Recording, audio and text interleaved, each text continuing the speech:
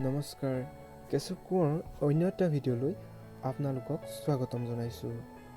আজি আমি কথা পাতিম মানুহৰ ভুলৰ বাবে সৃষ্টি হোৱা কিছুমান মানুহৰ খুব প্ৰয়োজনীয় সামগ্ৰীৰ বিষয়ে। তেতিয়াহ'লে বলক ভিডিঅ'টো আৰম্ভ কৰোঁ। জুইশলা অৰ্থাৎ মেচ বক্সৰ আৱিষ্কাৰ হোৱাৰ আগতে জুই লগাবৰ কাৰণে এটা খাচ কিচিমৰ পাথৰ আৰু ষ্টীলৰ লগত ঘহনাই জুই জ্বলাবলৈ চেষ্টা কৰিছিল আৰু জুই জ্বলিছিল, আৰু এই পাথৰৰ টুকুৰাটোক ফ্লিণ্ট নামেৰে জনা যায়। ইয়াৰ দ্বাৰা ফিৰিঙতি উৎপন্ন হৈছিল আৰু শুকান পাত বা খৰিত পেলাই ফিৰিঙতিসমূহৰ পৰা জুই সৃষ্টি কৰিছিল। জন ৱাকাৰ নামৰ এজন ব্ৰিটিছ ফাৰ্মাচিষ্টে 1826 চনত এনেকুৱা এটা চমৎকাৰ কৰিল যে যিটো গোটেই পৃথিৱীকে অসুবিধাৰ পৰা দূৰ কৰিছিল, আৰু ই এটা ভুলৰ বাবে হৈছিল। ৱাকাৰে কেমিকেলসমূহ মিক্স কৰিবলৈ এটা কাঠৰ টুকুৰা ব্যৱহাৰ কৰিছিল, আৰু সেই কাঠৰ টুকুৰাটো আন দিনৰ দৰে সদায় পেলাই দিছিল। এদিন তেওঁ এডাল লাঠি পুনৰ ব্যৱহাৰ কৰিবলৈ শিলৰ টুকুৰা এটাত ঘহনাই আছিল, আৰু আচানক লাঠিডালত জুই লাগিবলৈ আৰম্ভ কৰে। এইটো দেখি জন ৱাকাৰে বহুত আচৰিত হৈ পৰিছিল। জুই লগাবলৈ ইমান মেহনত কৰিব লাগিছিল যে তেওঁ এই কামটো 1-2 ছেকেণ্ডতে এটা ভুলৰ বাবে কৰিব পাৰিছিল।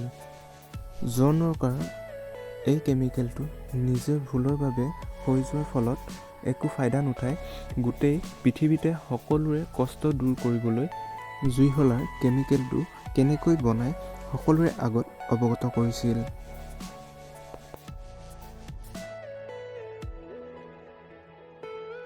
American chemist doctor Spencer silver 3M কোম্পানীৰ কাৰণে কাম কৰিছিল।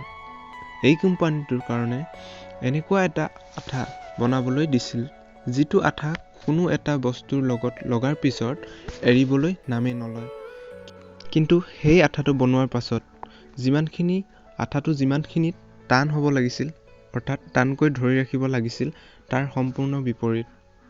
এই আঠাটো ইমান কম ষ্ট্ৰং আছিল যে আঠাটোত কাগজৰ টুকুৰাও ভালকৈ লাগি ধৰা নাছিল। কিন্তু ডক্টৰ স্পেনাৰে ন'টিচ কৰিলে যে কাগজৰ টুকুৰাটো একো বেয়া নোহোৱাকৈ এৰাব পাৰি, আৰু এটা ঠাইৰ পৰা আন এটা ঠাইত লগাব পাৰি। 1968 চনতেই হৈ যোৱা এটা ফেইল এক্সপেৰিমেণ্টৰ কাৰণে আজিও অফিচ আৰু কলেজৰ কাৰণে ভৰপূৰ ব্যৱহাৰ কৰি আছে, যাক আমি পোষ্ট-ইট নোটছ আৰু ষ্টিকি নোটছ নামেৰে ব্যৱহাৰ কৰি আহিছোঁ।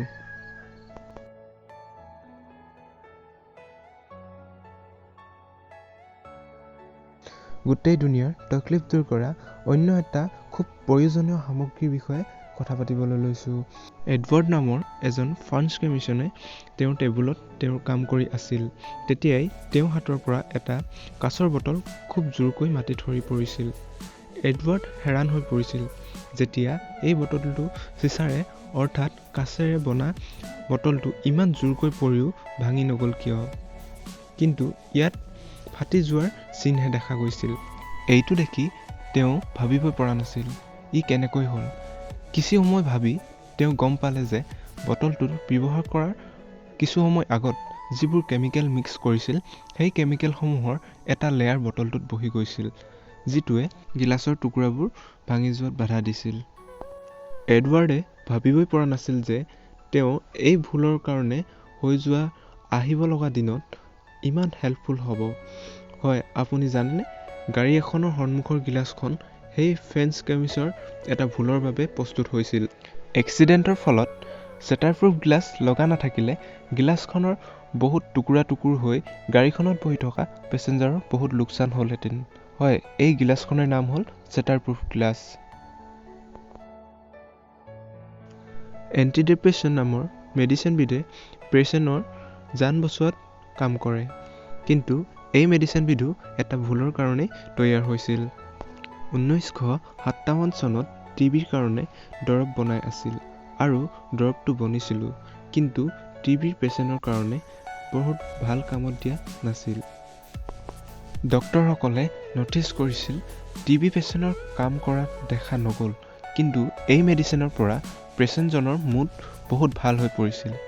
তেতিয়াৰ পৰা আজিলৈকে এই মেডিচিনটোক এণ্টিডিপ্ৰেছন নামেৰে বিক্ৰী কৰা হয়, কিয়নো পেচেণ্ট এজনৰ মুড মিনিটতে সলনি কৰি দিব পাৰে।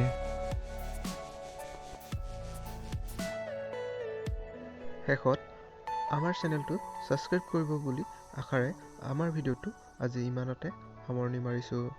ধন্যবাদ। জয় অসম।